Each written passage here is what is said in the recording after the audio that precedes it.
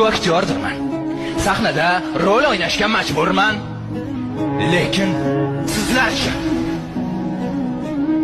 Meni bachkana, bema'ni, masxaraboz deb ataysizlar-ku. Lekin o'zingiz Instagram, TikTok degan masxarabozlikning uyasida bachkanalashib ketayotganingizni sezmayapsiz, azizlar.